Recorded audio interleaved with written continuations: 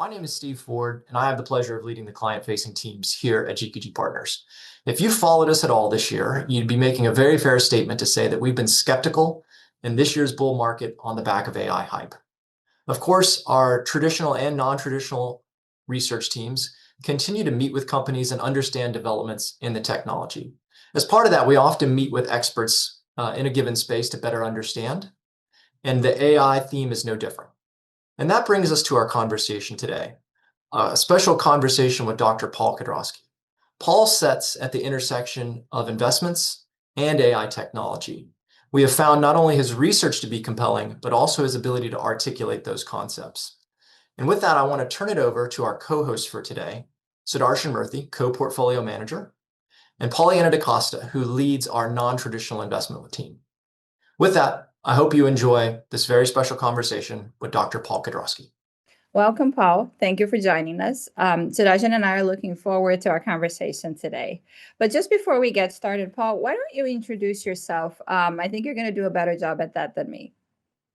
Sure. Thanks for having me. So I wear a bunch of hats. I'm a fellow at the MIT Institute for the Digital Economy, where we're looking at the future of work and the role of AI in that context. But I'm also a partner with a venture capital fund where we're very active investing in and around artificial intelligence and have been doing so for longer than I think the current wave of AI has been going on. And as well, I also act as an advisor to a number of large institutional funds exactly on this topic of data centers. Oh, perfect. Thank you for joining us. Sure. Paul, so we're living through a period that I think both AI bulls and bears agree is an inflection point. On one side, you have folks claiming this is a transformative technology that will one day generate enough revenue to justify the unprecedented amount of CapEx that we're seeing spent today. On the other, you have folks like us who are more skeptical and who are doing the math and fear that all of this could turn into a large destruction of capital. But before we get into the details, Paul, please walk us through how did we get here and why are there such opposing views these days, especially as many other skepticals have become more vocal on this topic in recent months? Yeah, which has been interesting. It's taken people a long time to get to the point where there's more skeptical voices out there. So I like to start in talking about this thing, and I'll just condense it, but kind of frame it in terms of these kinds of moments in markets and these moments in financial markets and technology, that there's a couple of key pieces that have to be in place. You have to have a really good technology story. AI is a terrific technology story. You have to have relatively loose credit. We've got all kinds of, we can get into this more later, obviously, all kinds of interesting new ways of financing data centers. You have to have a sort of a narrative around the government's role therein, that there's a kind of support for what's going on and it provides a kind of backstop. And we've seen a lot of that in recent weeks. And so that's a big piece of this. And then it really helps the US in particular, if you're having a financial bubble, to have some real estate component.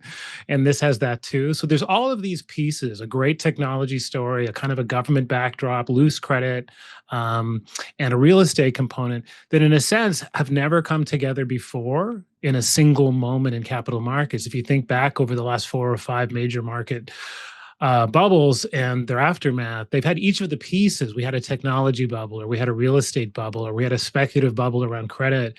But to have them all in a single piece, in a single bubble, it kind of creates this, this bubble, this meta bubble, this larger thing. And I think that's part of, to your original question, what confused people was they all saw different slices of this and people see it in different ways.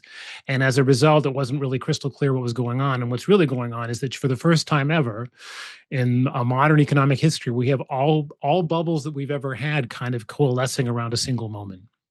To state the argument that I hear so often from AI bulls, the companies behind the AI infrastructure spend are some of the largest companies in the world, and they must know what they're doing.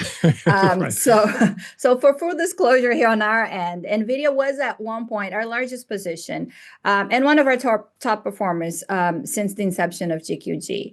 Now, were you an AI bull once? When did you become skeptical? So this is an interesting thing, and I make the analogy back to the financial crisis. I was obviously very skeptical at the time, the lead up to the financial crisis, and then the collapse. But it wasn't that I thought houses were some kind of fad and people would stop living in houses. And it's the same thing now with respect to AI. I'm actually wildly optimistic about the technology itself, and think that the changes since 2017, when the original Google, the Transformers paper came out of Google that led to the creation of OpenAI and many of the other frontier large language models, will turn out to be one of the most important inflections in technology. But that's irrelevant in the context of what's going on with respect to this overbuilding of data centers and the overinvestment in that context in terms of what's going on in the market at this increasingly credit-fueled moment in the market. So when I'm very skeptical about that aspect of this, I remain very positive about AI. And those two positions, I think, are really important to reconcile. No different than back in the financial crisis, saying that all of these collateralized debt obligations and other financial instruments are toxic and potentially catastrophic, but people aren't about to start living in tents. So it's not, you're not dismissing the underlying technology just because you believe the mechanisms are potentially risk increasing. Yeah, well, that's a good point, right? There's a big difference between believing in the technology and Right. seeing whether it makes financial sense, right? So before you even get into the math of it all, right? The number one bull argument that I hear is demand is strong. When you talk to the hyperscalers, they say demand is strong. And we've seen how Amazon built its cloud business by investing significantly over 20 plus years time frame, right? So why isn't this AWS in its early days? Right. Yeah, and I think the temptation to use that as the analogy for what's going on here, cloud service, hyperscaler. And of course, there are at least two major reasons why that's not true. One of them has shown up in recent weeks as people have finally realized that the depreciation schedule for the underlying assets are very, very different. So in the context of AWS, if you think about what some of the major services are that people are using it for, it's things like storage. You might have heard of things like S3 buckets, for example, where people are storing vast amounts of data. And the terrific thing from an Amazon standpoint with respect to providing those kinds of services is that the more people who use it, the more people you can amortize your costs against in terms of actually delivering the service. So the S3 bucket doesn't require that on every incremental user, I have to linearly, or even slower than that, I don't have to add increased capacity so quickly, or new CPUs in this case. Whereas with AI, the comparisons more or less stop right there, because token generation, which is really at the core of what large language models do, rises fairly close to linearly with increased users. So the idea that as more users get added to the service, I get to offset my costs against millions and then billions of users, and therefore I become vastly more profitable, much like the old AWS model, which initially was hugely cash consuming and then became wildly profitable, is a misnomer. It's misleading, because that's not structurally how AI data centers operate. What it happens instead, of course, is you're generating these huge numbers of tokens that rises linearly with the number of users, and actually rises even faster with some of these new reasoning models, which are doing multi-step inference. It's not just responding to your request. You'll see them say things like, I spent 43 seconds, or whatever the case may be, reasoning over this, and then generating more tokens and consuming more tokens. So this is very different in terms of the computational intensity, which translates directly into the GPUs required, which translates further into the cost of provisioning a data center, given that the largest chunk of the cost of data centers, it's not air conditioning, it's the GPUs themselves. And so when you start seeing it in those terms, the parallels that bulls try to make between the build out of AWS and historical cloud services and what's happening with AI data centers really falls apart. Yeah. And that makes a lot of sense. In fact, one of the reasons AWS succeeded was, over a 20-year time frame, demand kept increasing, right? Do you think the same dynamic could work in Gen AI? And the reason I ask that question is, sure, that is, how much of demand is artificial, as in hyperscalers are invested in the startups, and the startups in turn buy compute from them. So that's one dynamic. The second dynamic is the innovations that you mentioned, open source models, small language models, and so on. Can that be deflationary to demand? So another way of asking the same question, you worry that the industry is already overbuilt for its future needs? Yeah, and that's incredibly important and really poorly understood for some of the reasons you just described. So let's start at the very basic level. Let's start about what goes on inside of data centers. For the most part, you can split the workload, what these GPUs are doing, into two different classes of activity. One is training, helping create the next generation of models. You're doing this on behalf of OpenAI or Anthropic or some other frontier vendor. And historically, that's been the largest piece of what the data centers are doing with respect to using up the capacity that gets created. And then the other large piece is inference, which is what we've been talking about a little bit, responding to requests, responding to prompts, responding to things that you send in over the API, if it's at Anthropic or at OpenAI or otherwise. So the implicit bet that's being made here with respect to the projections that are driving much of the creation of data centers is that workload will remain maybe not the same. Everyone realizes inference is growing, but will remain close enough to comparable that I can project based on historical workloads what the future will look like. And that's clearly not true if you're paying any attention to the data. The data shows that the amount of time required to train new models is rising, almost doubling from generation to generation. The cost associated with training new models is increasing sharply with each generation. And the difference between the models is becoming ever less so. So in the most recent increment from GPT-4 to GPT-5, depending on the benchmark, you'll see something like a 10 to 20% change in terms of the improvement. And that's incredibly important because a heuristic, a rule of thumb here is that the average person can't tell the difference between having stayed the same and a 20% improvement. So from that helps explain why, as people looked at it and saw GPT-5 come out, they were like, ho hum, this isn't very exciting. It doesn't seem very different from what prior generations were doing. And that's really an artifact of this declining performance, declining rate of improvement at much higher costs and times of each of these models. So in terms of your question about the projecting forward, what we're seeing is a kind of last gasp desperation to try to find incremental improvement from an exhausted data set that's been mined extensively from 2017 to 2022, and then rapidly began showing this tapering off in terms of the incremental improvements at the exact same time as cost and times were rising. So in a sense, you can think of it as kind of this last gasp moment that's driving some of this performance. And so that's happening at the exact same time as increasingly, especially business workloads, are moving to some of these small language models you were describing.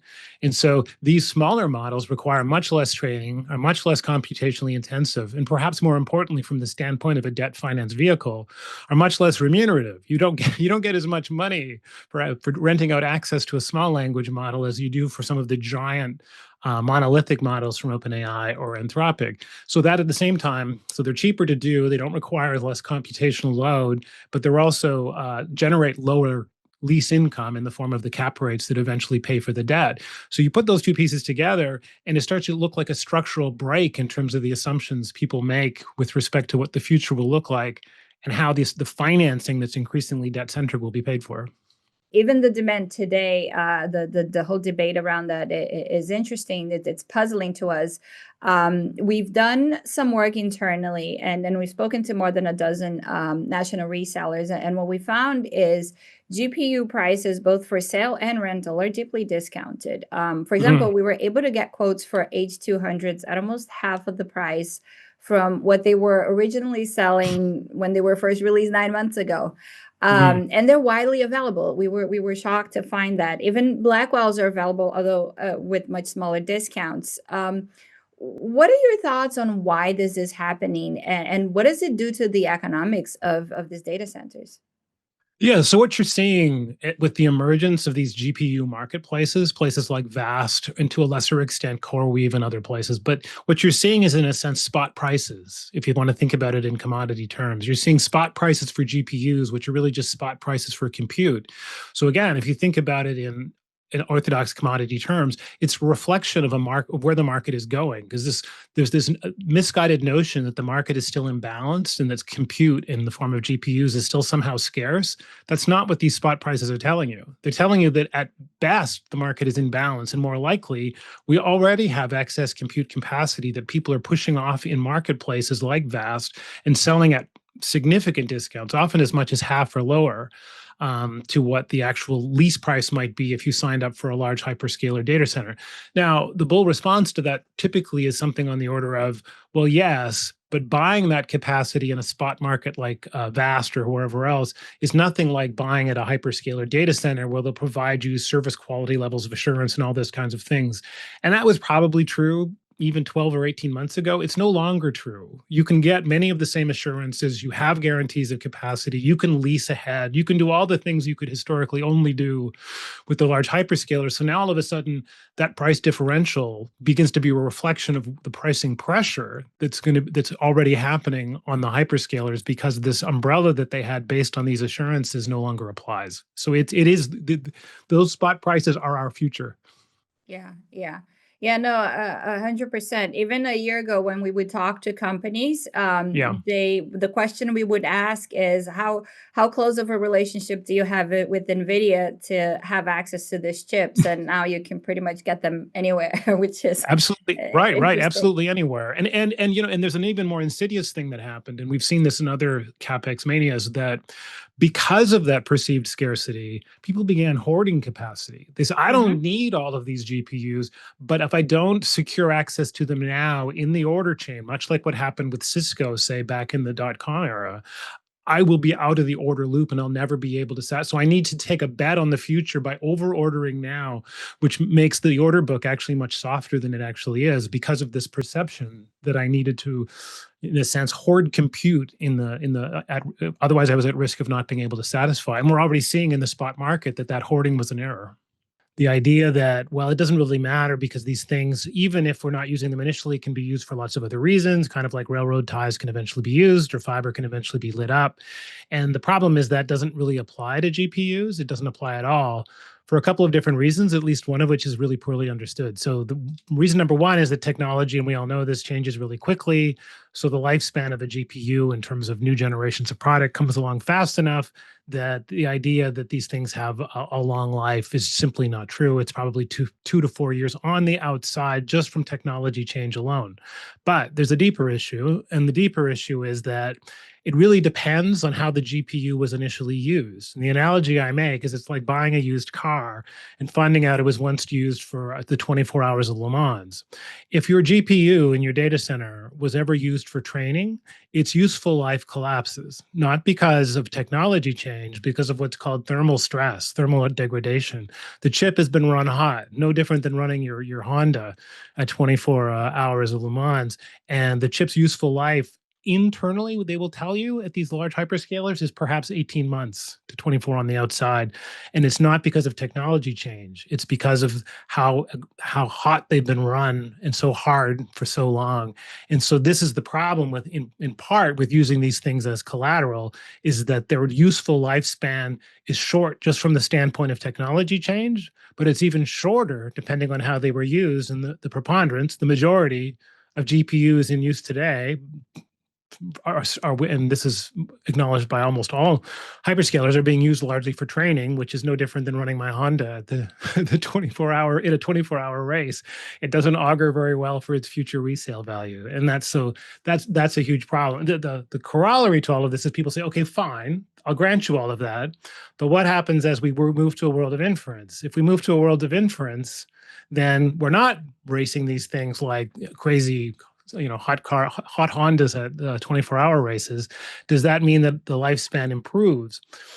It could, but it really depends on A, how the chip was used early in its history, and B, if we're truly moving to a world of inference, then it changes the viability of a host of other chips in the market. I don't need the most complex GPUs out there that are optimized for doing massive matrix math for training. I can deal with things like Google's TPUs and much more custom, what are called custom ASICs, customized silicon, that are cheaper, less, more widely available, and have a better ROI, because I don't need something so expensive and sophisticated anymore. I don't need the equivalent, to go back to my car analogy, I don't need a Bugatti Veyron anymore. I can get by with the Honda. Don't need supercars to do this anymore. So yes, it could extend their lifespan somewhat, the transition to inference, but it doesn't change the economic decision at the point of replacement, where you say, I don't need such a complex chip anymore because the needs of inference are very different from the needs of training. Yeah. So, Paul, we want to talk a little bit about the financing of all of this. But before we even go there, I'm curious if you're seeing a disconnect between what folks are willing to say to you privately versus publicly on this whole AI debate? And the reason I ask, because in our world, at least, we have run into research folks who are bearish behind the scenes, but they say they can't make those statements publicly.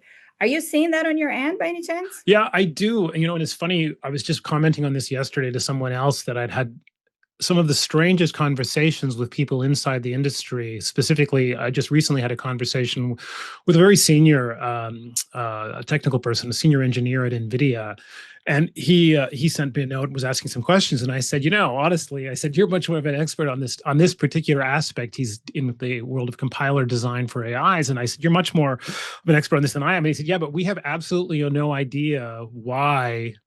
Rhymed off a list of things that were going on in the industry. None of this makes any sense to us. We're perfectly happy to ride along. And I hear this kind of thing all the time now. That's not a one-off anymore, where I'm having people from the industry ask me what's going on inside their industry because it makes no sense to them. And again, I even have had this conversation recently with a few people on the sell side, which is equally fascinating, because it becomes an echo chamber where they assume, much like the point we started off with, that these are very smart companies and they know exactly what they're doing and they're projecting the future based on what they see. And of course, what you realize fairly quickly is it's this reinforcing thing that's going on for a host of reasons, and they're all hoping and thinking that someone else somewhere else inside of this knows something that they don't.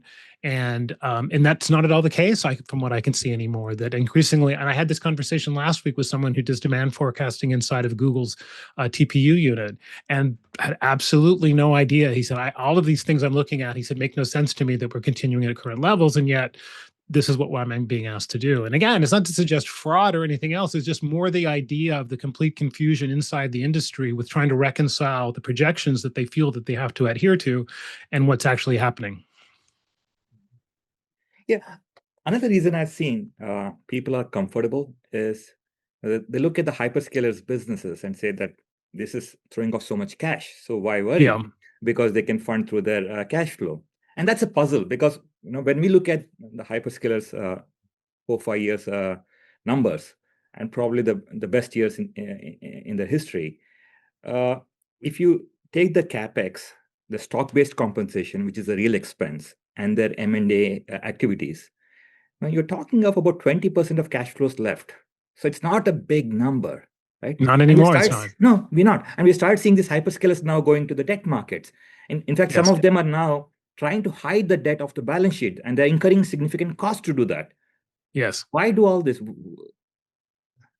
Well, this is the story historically of this moment, and you can go back to rural electrification, railroads, the telecom build out.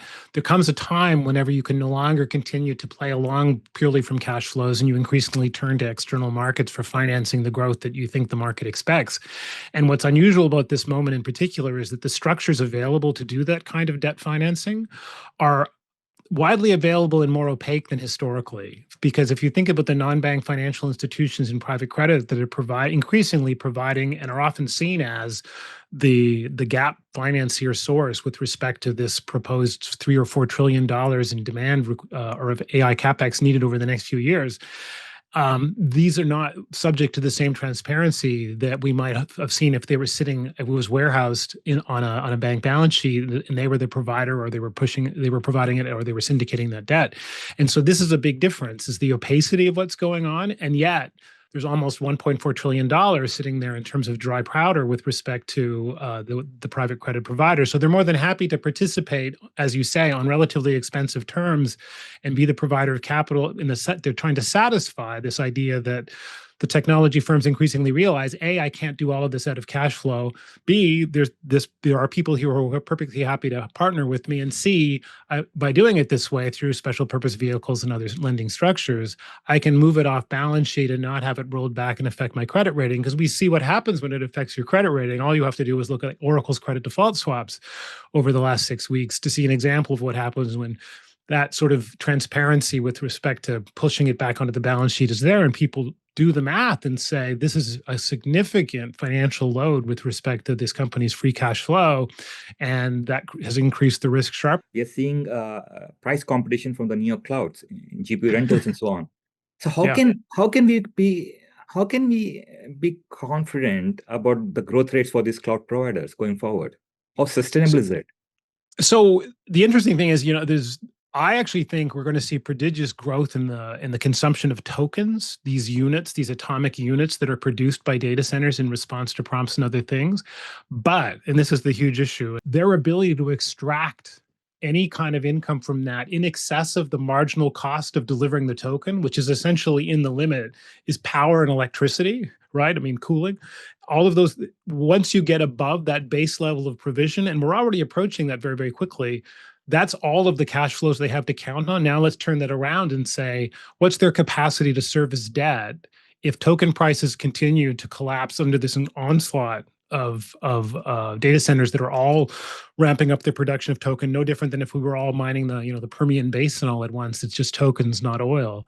The effect is that even if the capacity grows with respect to people demanding more tokens, you can no longer service your debt. And that, hence, again, back to credit default swaps, look at what's happened to CoreWeave in recent weeks, as that realization strikes that they didn't deserve a relatively small premium over investment grade debt, given the riskiness of the cash flows with respect to servicing this very large amount of debt that they have to grow data centers. So I will give bulls the idea that token growth is going to continue at a sharp rate, but I will not give away the idea that token costs themselves are collapsing so quickly that people will be forced to provide them at essentially marginal cost, which will cause their ability to service debt to collapse. Yeah. So you would then assume that the growth rates for the cloud companies would slow down? Oh, of course, because it's this idea that even if I have a 30% growth, let's take as an argument in the inference demand as an example over the next 5 years annualized, that won't even come close to approaching the reverse problem, which is the declining cost of tokens under competitive pressure as everything heads towards the marginal cost. And this, without getting too technical, part of the reason why that's happening isn't just the increasing capacity, it's that the business of training AI models and the business of responding in the form of inference are very different, in the sense that there are huge efficiency gains available in inference. We've learned a lot from search and from other technologies that make it easier and cheaper for people to provide inference at relatively low cost. And that's going to provide immense deflationary pressure over the next decade on anyone who thinks they're going to build a business out of token production in inference-centric data centers. Yeah, and here we're talking about the pressure that the hyperscalers may face, but we have done an internal analysis, and the data actually shows that about 60% of the data centers are not even being built by the hyperscalers. These are smaller companies, startups. Mm-hmm. What are the implications of that? Yeah, and I think I think you were mentioning that's something that's really poorly understood by people. There's this sense that at the margin, we have some of these smaller providers doing things, and we don't really have to pay much attention to what's happening there because it's really a story of hyperscalers. And that's not at all the case. And it's increasingly not the case given the relatively easy availability of credit for constructing these data centers, given that from the standpoint of private credit, we'd gotten to the point increasingly where it was just treated as real estate. This is just an apartment building with a bunch of tenants inside, and I can engineer the risk by changing the mix of tenants in terms of their credit worthiness, and then I can take the things coming out the other side, the cash flows, securitize those in the form of tranched asset-backed securities and what have you. And that increasingly has been the thing that's driving the creation of more of these fringe data centers. If you look at the recent convertible note financing from TeraWulf as an example, like 900 million zero coupon 7-year converts. This sort of thing is a reminder that not only do these centers exist, but they exist on relatively easy financing, mm-hmm. and they will continue to exert dramatic pressure on prices across the marketplace. Because again, in the context of inference, the provision of inference is essentially a commodity, and that will really continue to eat away at the pricing halo that the hyperscalers get. So it has an implication for the hyperscalers, but it has an implication obviously directly for the viability of these neocloud providers. Yeah, the financing part of it is really mind-boggling. You mentioned some of it, right? You have private credit, ABS, you name it. And we have actually talked to companies who claim they're financing not just the actual data center with the real estate and the warehouse and so on, but they're financing GPUs alone. at 100% loan to value at mid-teens interest rates. And which is remarkable, but yeah, it's remarkable. And when we talk to insurance companies as well, we hear that they're getting inundated with offers for data center financing deals. And most of the conservative ones are obviously passing on these deals because they don't make sense. They don't make financial sense for them. So can you talk a little bit more about how sustainable are all this creative financing deals that we're seeing happening with the hyperscalers and with the smaller data centers? So there's this interesting phenomenon going on. I sometimes call it a flywheel of demand being created at the back end. And that's because having spent too much time in finance, you realize fairly quickly that once there's a model that other providers, other banks can replicate, they say, oh, this convertible note structure, I can apply this now to a host of, for example, crypto miners who would like to turn into AI data centers, which is happening in huge numbers. And so all the former issuers of convertible notes to crypto miners for the purpose of doing Bitcoin mining are applying the exact same model and driving them to go towards convertible notes and refinancing towards becoming AI data centers. So one thing that's happening that makes this much more fragile is that there's a really transparent or really straightforward model that people can use to drive the issuance of even more credit for these people. And most importantly, the buyers of those securities are divorced from the dynamics of what's happening inside the data centers because they're essentially buying a yield. They're buying an instrument that produces yield. It could be, think about it in terms of a traditional or a three-tranche ABS structure that's got, a senior layer and a mezzanine layer and then a net risk equity layer. I can even dial in how much risk I want to take, I think, with respect to the yield that I take. So that demand is really, in a sense, divorced from the dynamics of what's happening in the marketplace. And that's part of the reason why these mid-tier and more marginal players were able to continue to get financing for what they do because there's demand for the end financial product.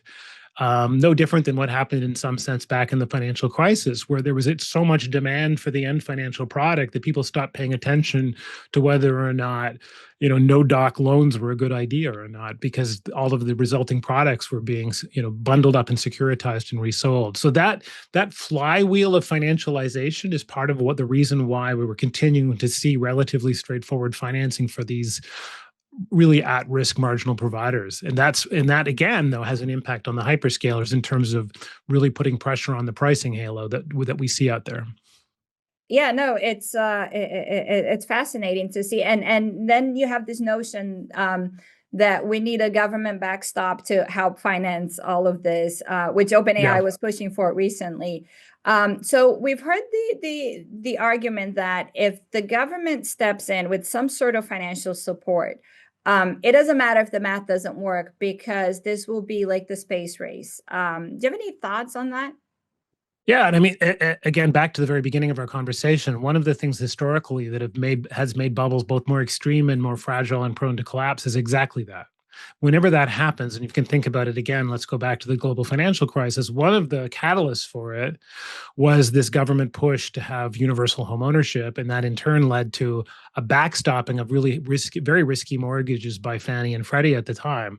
And the idea that somehow this time it's different, that having an implicit government backstop in any form, it could be just rhetorical. And we already see the rhetorical backstop because there's this talk of sovereign AI and the idea we're in an existential race with China to be the ones that dominate it. Well, when you start framing it in those terms, then all of a sudden it's, no cost is too high to pay.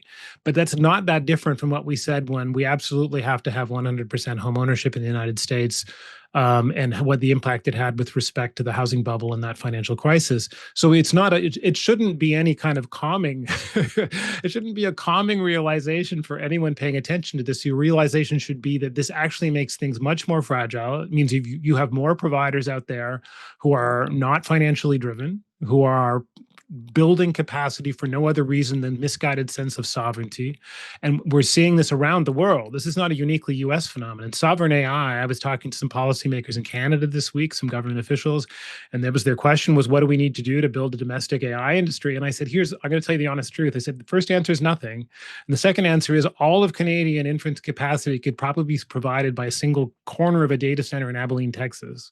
So, but people don't want to hear that because they want to believe there's some sort of nationalist moment here where to preserve our own autonomy, but also because there's this, I think, secondarily misguided idea that these are the new factories of the new industrial revolution, that if I don't have a data center, I'm not participating in what opportunities lie ahead. And of course, it's not at all true. I didn't have to have an AWS data center to participate in that era of cloud generation.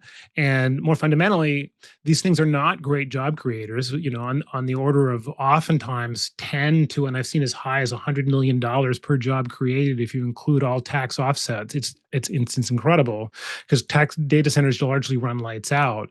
So the notion that government has a role here is both misguided and make things much more fragile, in particular, given that all governments are coming to the same realization at the same time and acting in a way that each of them contributes to making things much worse with respect to the price pressures that then cause the debt to be more fragile. A lot has been made of the circular deals, right? Hyperscalers investing in startups and who in turn buy compute from them. NVIDIA investing in a bunch of companies who buy chips from them. But the market seems to be fairly excited, optimistic about these things. When the Oracle OpenAI deal was announced, Oracle went up 35% in a day, right? For such a large cap company. On a promise from OpenAI, which doesn't have the money to fulfill those promises. Right. What do you make of all this? So my view is a lot of what's happening here goes back to this idea that you have to understand that people, in a sense, if you think back to the old world of like Windows or some Microsoft Windows, people are trying to build a dominant stack. And the dominant stack is, in the context of NVIDIA, is NVIDIA chips with their CUDA middleware layer sitting on top, the software layer that makes it easy for people, developers, to write for the chip. And they're willing to go to extreme lengths to try and prove that I'm the dominant position in the marketplace. There's no reason to write software for any other chip architecture. AMD obviously is the most compelling one for many developers. And it's very much analogous to the sorts of things we saw go on during the old operating system wars. And it's an attempt to establish a de facto standard that makes it impossible for new entrants. And so I see a lot of this as a shot across, specifically with respect to NVIDIA and the CUDA stack, as a shot across the bow aimed at places like AMD or even Google or even OpenAI to a lesser degree, who has some ideas about chip design, to say, you know what, it's not worth even trying. I've established a standard and I'm going to extreme lengths to make sure that that standard cannot be supplanted, and that stack will become dominant, not just domestically, but around the world. And so for me, this is a very expensive program in trying to establish that standard. And the trouble, of course, is that it's already beginning to fall apart. That whether you look at the open source world and some of the things like Kimi and others coming out of China and some of the other approaches to training new models, it's not at all CUDA compliant. It's not at all driven entirely by this stack that they're investing so heavily in particular, because the CUDA stack is most relevant in the context of training. And as we've been talking about, the world's evolving away from a reliance on training towards a reliance on inference. So it makes that stack dominance even less important. And so it strategically can make sense to people, but it's a flawed rationale in the context of what's going to dominate the market in future. And I think, in retrospect, it'll be really sort of obvious what it was, that it was an attempt to build this moat that would prevent other people from being able to compete. But it's based on a flawed idea of what the basis for competition will be going forward. Okay. Now let's look into the future. Okay. As investors, we try to have an optimistic view of the world, right? Mm-hmm. So when I talk to folks on the sell side, they try to justify this massive data center expenses, saying that, Gen AI revenues will go from less than 40 billion this year to, I see numbers like 1.1 trillion in 28. Right? For a rapidly evolving technology with so much of competition, how do you justify these kind of numbers?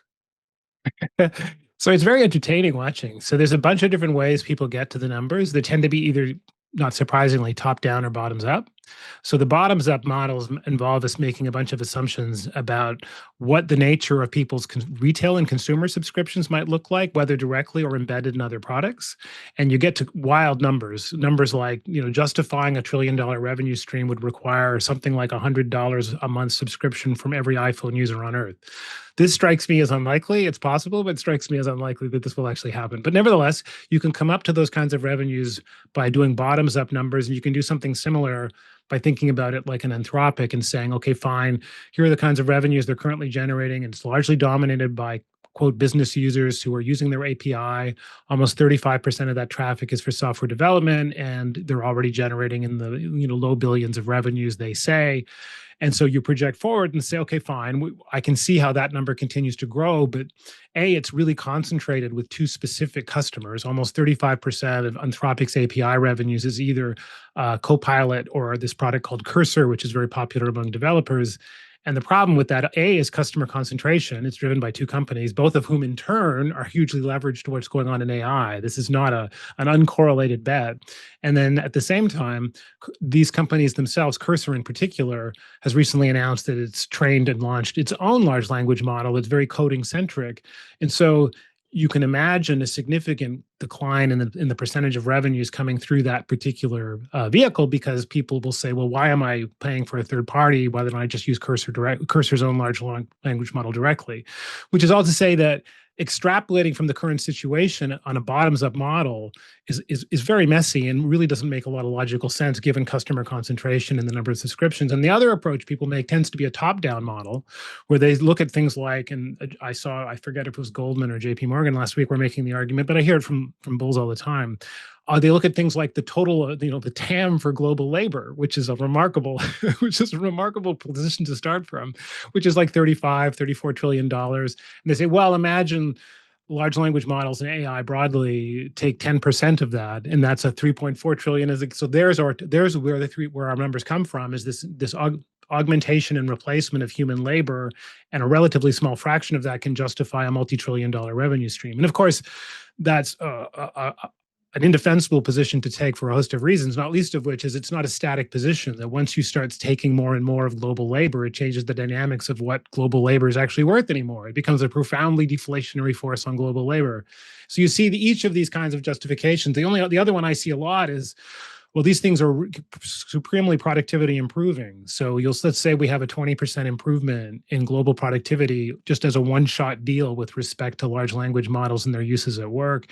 And again, the infamous, what if we get 10% of that? If they're able to tithe the market for 10%.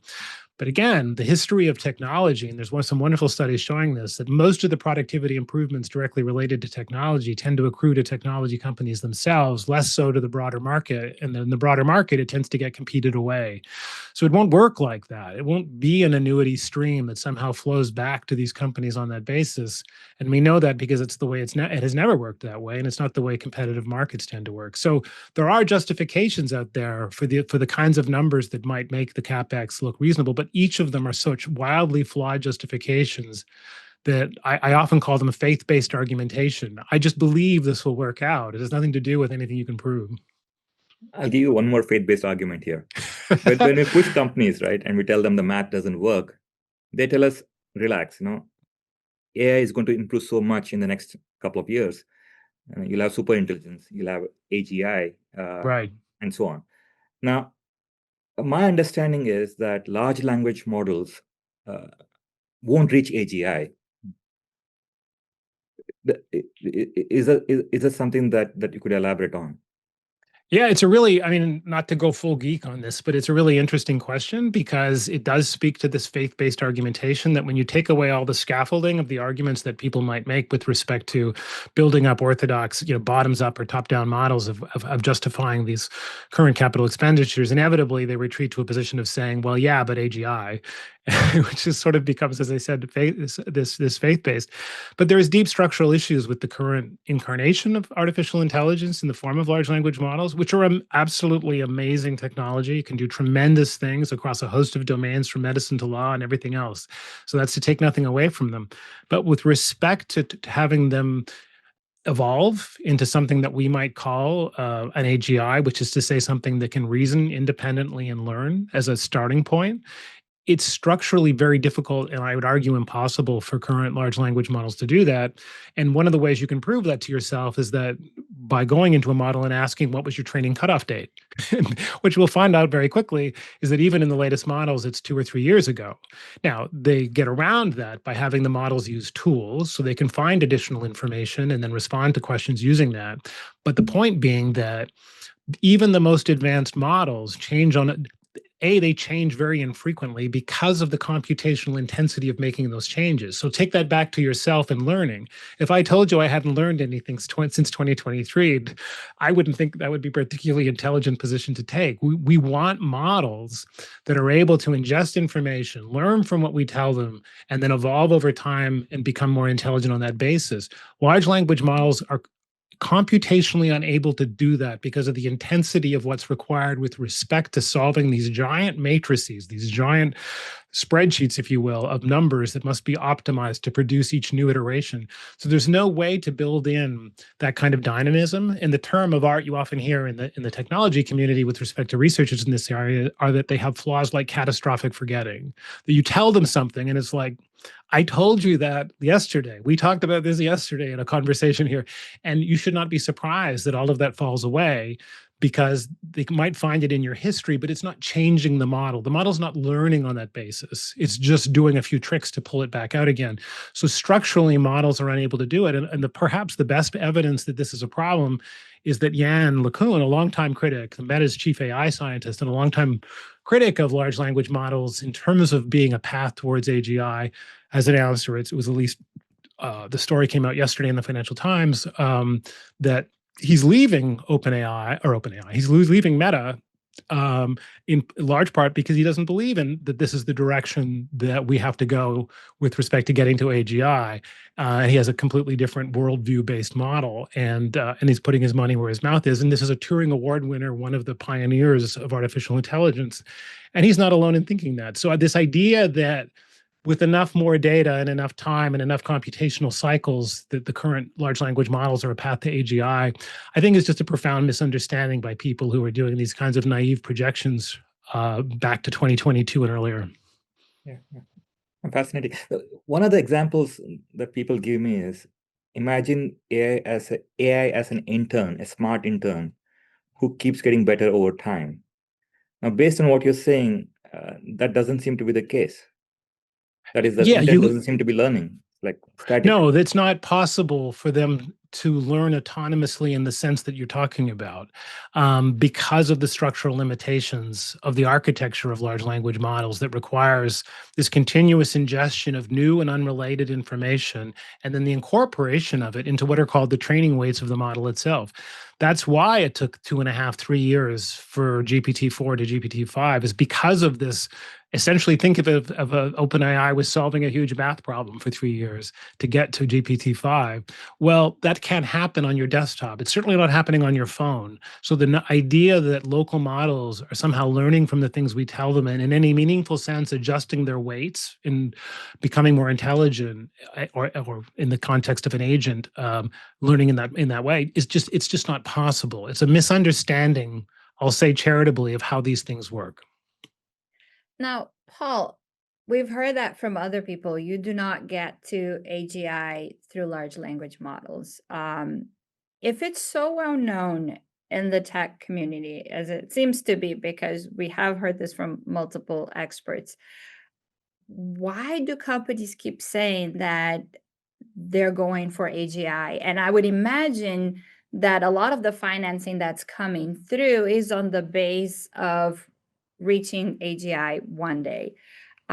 Why do they keep saying it if it is so obvious that's not attainable through large language models? Yeah, it's a really interesting question. So one answer is that in technology, there's this constant instinct of fake it till you make it. This idea that I will just keep doing this, and I know it's not likely to get to where I said I was going, but along the way, we may learn enough things and figure out a magic trick to make it actually get there.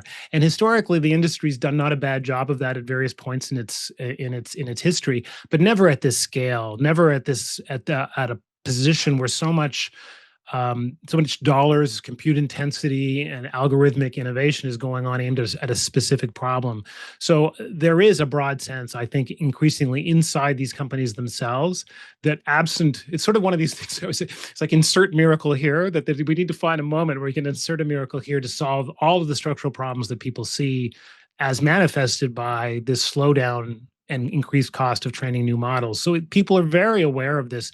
There's just a lot of magical thinking inside of the industry at a low level. I don't believe that at a high level, and I increasingly hear this from people inside, I don't believe that at a high level, at an executive level, that people don't realize it. That it's very clear. Here's the compute intensity. Here's the relatively minimal improvement we're seeing. And here's the trajectory with respect to what we know about what increased compute will get us. And people are very aware that it's just about impossible to imagine significant step function improvements, let alone some trajectory that gets us to AGI on the current path. It's a really, I think, a very fraught moment that there is this incredible disconnect, both within the firms and between what they think internally and what's being the outside story. Wow. Well, let's assume we're wrong about everything we just talked about. Where will the power come from for all these data centers? We're hearing that there are chips sitting in warehouses because there's not enough power as we speak. Yep.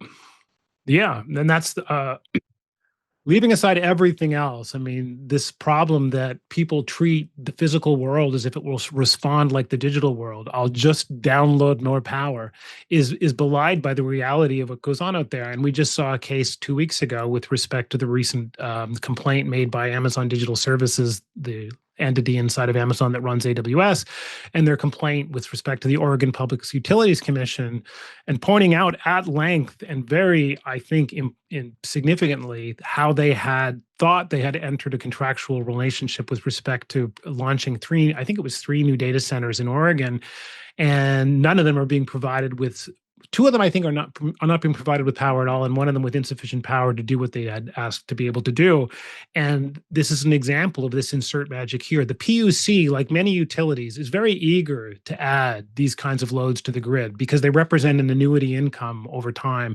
Very predictable. The load's relatively predictable. So despite them knowing that it's impossible to add enough energy supply to satisfy these loads, the temptation to sort of enter into a contractual relationship such that they can add them to the grid is very, very high, not least because of the political pressure to do it, because it's seen as this kind of, factory of the future with respect to the new industrial revolution. And so the other piece that we increasingly see is, what's euphemistically called this behind the meter addition of power.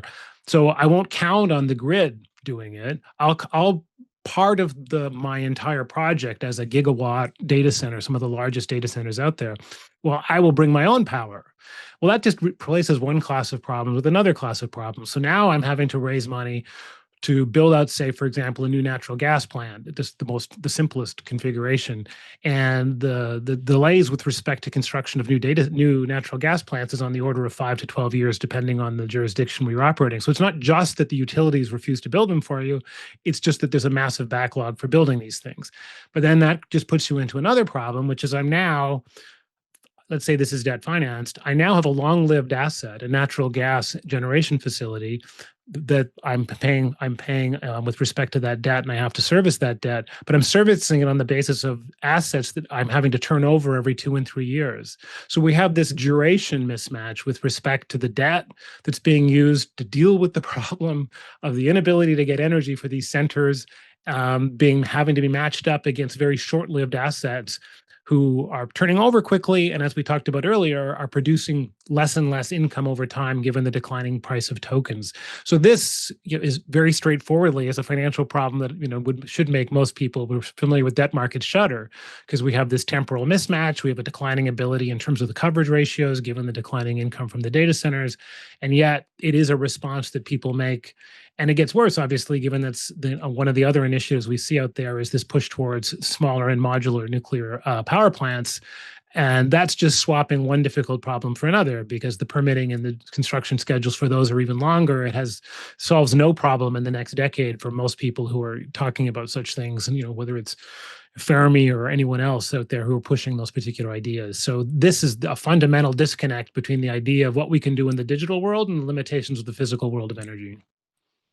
Yeah, we've heard feedback that the hyperscalers, when all this started, they thought power was plug and play, because that's how it Yeah, used to be for them, and I now they're did. realizing that that it's not so easy anymore. No. So, Paul, when we talk about the rationale and the logic of all this, with most people, including the bulls, they agree that there are signs of a bubble and there's some frothiness out there. But they say, listen, it's early and it's going to take years before it bursts. Where do you think we are in this cycle? So I would believe that if things weren't happening as quickly as they're happening. So the pace at which we've gone from essentially nothing being debt financed in terms of the largest data centers to, as I said earlier, investment grade debt being something like 22% of the investment grade market, this is 6 months. This is happening at a kind of speed that's unprecedented in the context of debt markets. Debt markets are kind of like being treated almost as like energy markets were, where they're being forced to operate at a pace that they've never had to operate at before, and because of the demands of what's going on out there. And so, while if we were trying to put it in terms of the dot-com episode in technology, and you say, well, I hear this all the time, that in 1996, Greenspan said, irrational exuberance, and the market kept going up for 4 more years. So, being too early is the same thing as being wrong. The difference, of course, is this is happening much, much faster than that. But we've kind of we're compressing the timelines.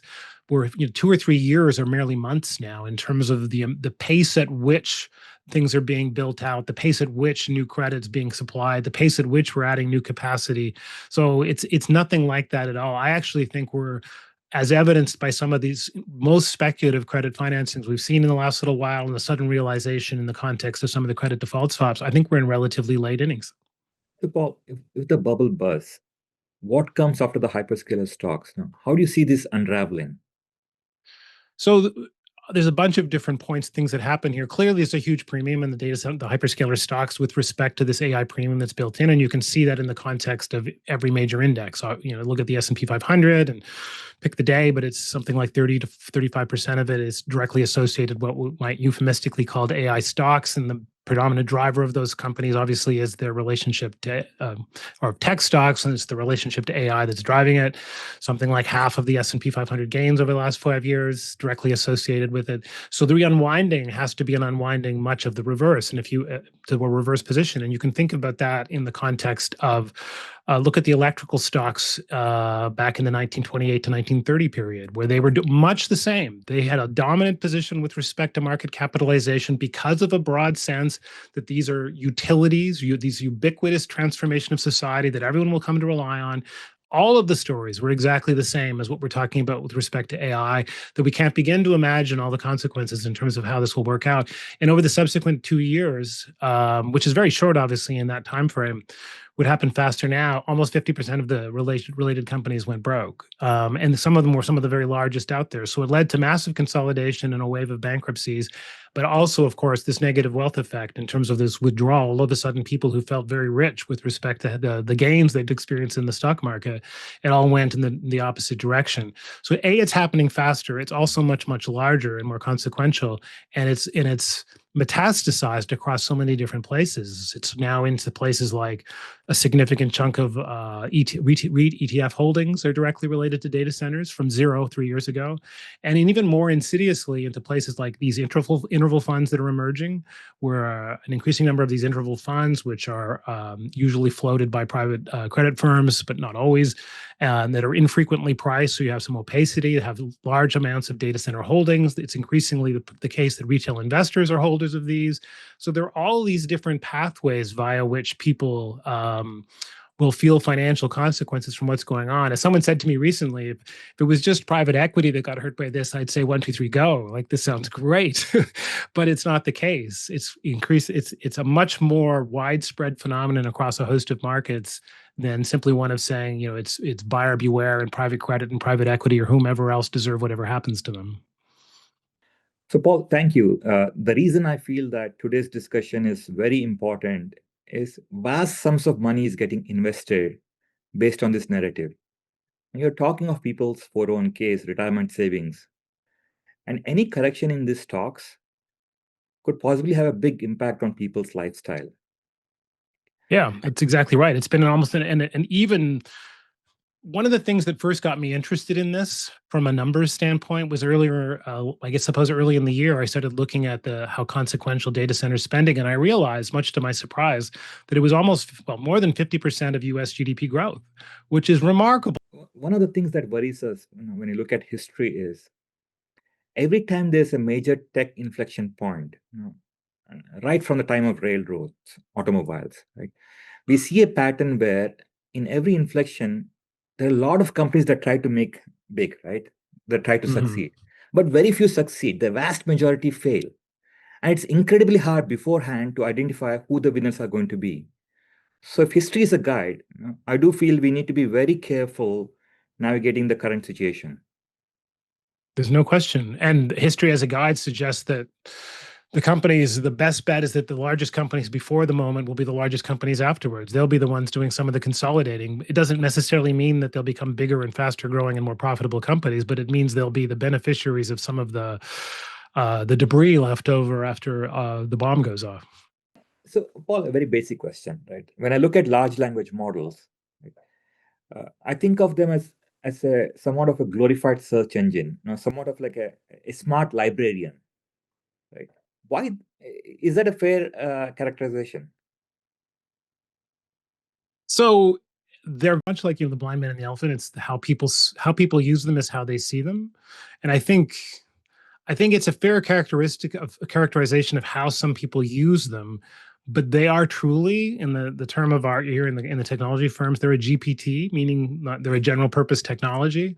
So how you use them dictates how you think about them. And I've often said that ChatGPT, in some sense, really misled people in the sense that because it was this very fluid and fluent conversational interface, it gave people the impression that the way to think about this stuff is through conversational UIs, which really quickly led companies astray and saying like, well, I'm Salesforce and I need to add a chat UI to all my products, which immediately annoyed the living whatever out of salespeople, out of customers and everything else.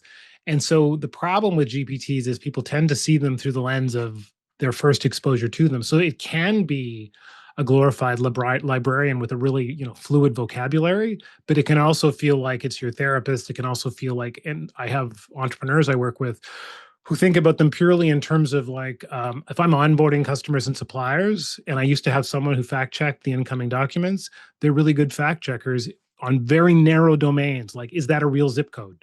And which sounds incredibly mundane, but it's obviously important as a small company. So that's the part of the issue is that they can be whatever you want them to be, which allows people to project all sorts of naive futures because they get to say, oh, well, to me, it's this. You may think it's this, but to me, it's actually this. And that's $1 trillion market.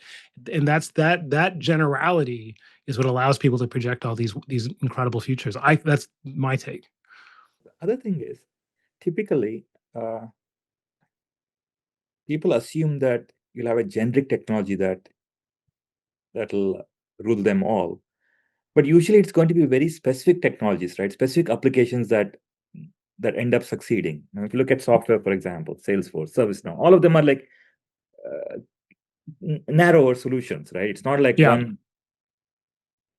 So this rationale that this is going to be a universal winner is unprecedented, isn't it?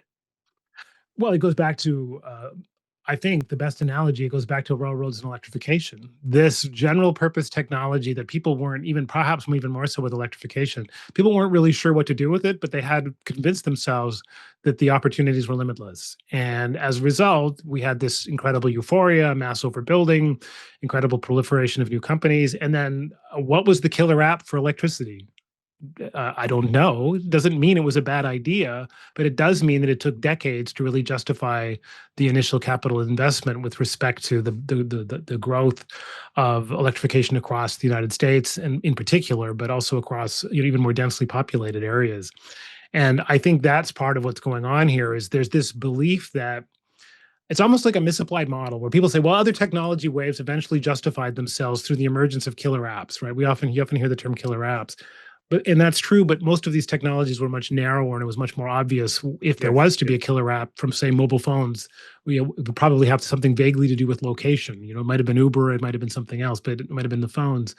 or it might have been the cameras. It's not as clear in the context of AI. Even more importantly, it's not as clear given the cost. So let's say we're looking at a $3 and $4 or even $7 trillion build out of data centers. Turn it around and think about what that killer app needs to look like. And it's just not plausible under any of the scenarios we talked about. Now, even let's say I don't have a view on technology, how it will unfold. The fact that there are like 10 model companies, give or take, all of them equally good. If I apply microeconomics 101, then the profit should get competed away, right? That's exactly right. And I say this all the time to people, that two answers. One, I defy you to ask a similar question to the chat UI on most of the major LLMs and tell me which one is which. Other than Grok I can often tell because it sounds demented. But the rest, I can't tell the difference. And so that's one answer. And the other one is, if you want to look under the hood and see kind of the fungibility, the interchangeability of these things, a tremendous place to do that is at OpenRouter, openrouter.com.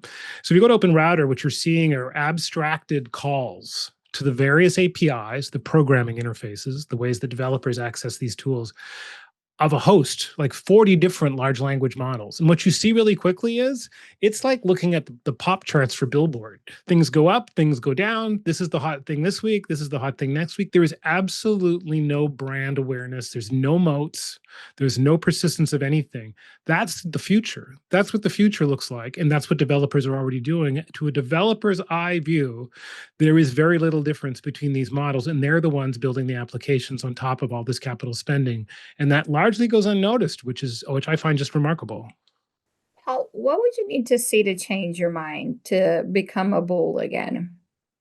I think the reversal in the progress graph, if you will, this idea that, well, two things. The number one would be, instead of it being 2 years or 3 years between models, and we've gone from $100 million to train, say, GPT-4 to probably close to $600 million to train GPT-5, and obviously more than that for the next one, that begins to reverse. We make some architectural changes that not only is it cheaper to produce new models relatively, but it's also more timely. It doesn't take, instead of 1 year, 2 years, 3 years, 6, or whatever the trajectory looks like, it goes back to being relatively speedy again. So we're producing step function improvements, not just 10, 20%, faster and less costly, re-energizing all of this again. Well, that changes everything. That completely changes all the dynamics. Models are now more cost effective to produce. They're much more productive in terms of their implications, and the trajectories and the economics, change completely as a result. There's absolutely no sign of that, and the only answers you tend to get are these kinds of faith-based, well, maybe we'll find something and it'll all change. And the other answer that would change everything was, and you hear this a lot from bulls, is yes, one of the reasons why that's not happening is that we've largely exhausted existing data sets. So these data sets that are used to train the models are increasingly plumbed out, if you will, if you want to think of them in an oil reservoir sense. And so the answer that bulls have to this is, well, yes, but we can build whole new data sets of original data that will let these models be much smarter through things like autonomous robots, ingesting new data and exploring the earth, and coming up with all of this information that they then in turn feed back into models and make them smarter again.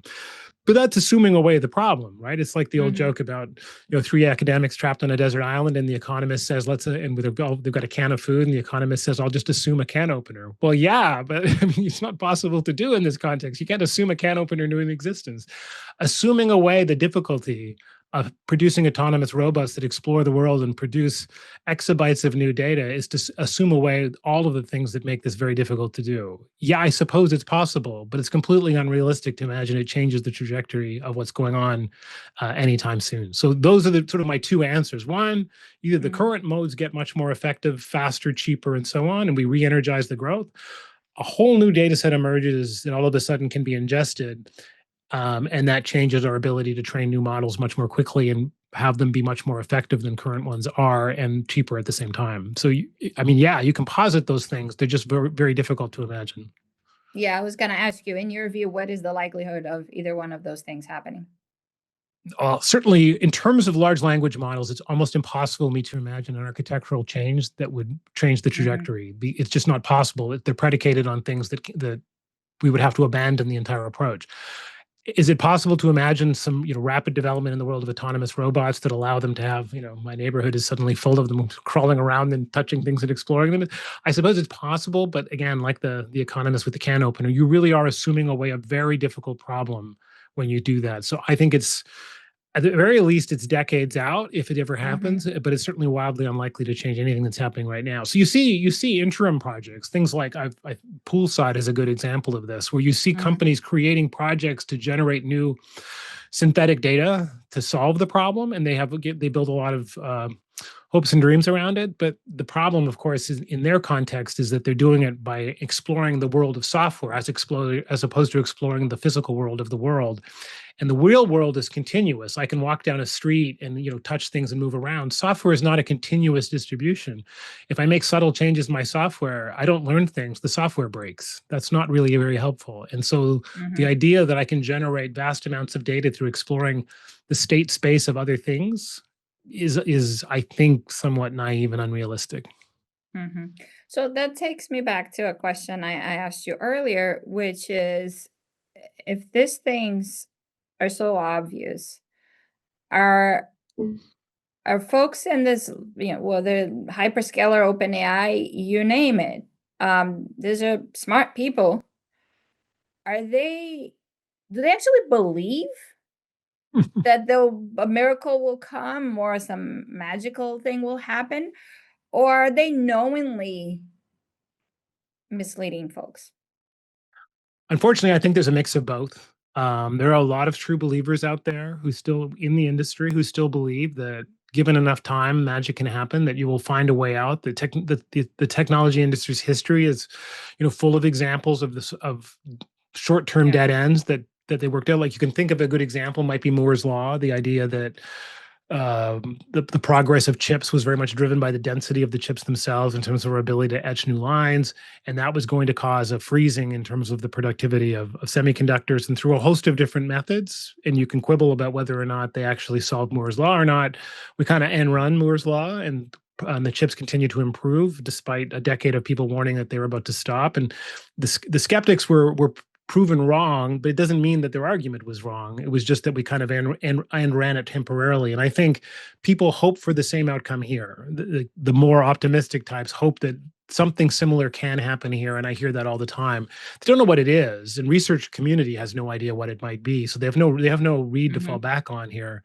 But yes, with respect to the other side of it, there's no question there's a significant constituency out there that knows very well that the trajectory has flatlined, the costs aren't improving, the efficiency of these models aren't getting better, but they're counting on being able to raise enough capital such that when the wreckage happens at the other end, the worst case is I'm the consolidator. I'm the one who I can, from the wreckage, pull together something that maybe it can, at some price can be more profitable, but I don't want to be consolidated. I want to be the consolidator. And of course, there's still completely opportunist types out there who don't care about either of these things, that are just getting, well, the getting's good. And there's a significant component of that. Now, I just want to go back to one more question that I think is important, just to make sure that we cover it. On cloud growth, this is important because you hear from bulls that these are companies that are well-funded, some of the largest companies in the world, and look at all the structural cloud growth that you're seeing, and that will continue to help fund the CapEx that's needed here. Do you think it's you? And you mentioned earlier that cloud growth is sort of an illusion. Can you elaborate on that? And do you think that is widely understood, or is it more complex than that? No, I don't think it's widely understood, and I'll give you an example why it's not. Just this week, was it this week that Michael Burry of Big Short fame began tweeting like wildly about depreciation schedules of chips, like he'd stumbled onto something incredibly important, which was to say that there was an accounting change and was publicly made in the quarterly reports of the major hyperscalers. It sort of rippled through all of them. I think it started at Amazon, taking the depreciation schedule out to around 6 years, give or take, with respect to the chips and underlying hardware being used. And that was presented as if that was somehow, a sign that something really, mischievous is going on. And I actually think it was the opposite. What it showed was that change has slowed so much in the cloud industry, and growth has declined enough that it's not cost effective to stick to the old depreciation schedule that put us on a path towards heavy spending on a much shorter time frame. That was a reflection of a maturing industry with relatively slow technology change, not a reflection of people trying to hide the fixed cost. And that people were surprised by this, I think, was mostly a sign that people didn't understand the maturity of the cloud industry in the absence of what's going on in AI data centers, because it had matured enough and the pace of change had showed enough that the companies felt like, we don't need to be depreciating these things so quickly. Both the pace of change has declined and the growth doesn't justify that kind of capital expenditure. And for me, that was a remarkable tell on a misunderstanding of what's going on in the market itself. Yeah.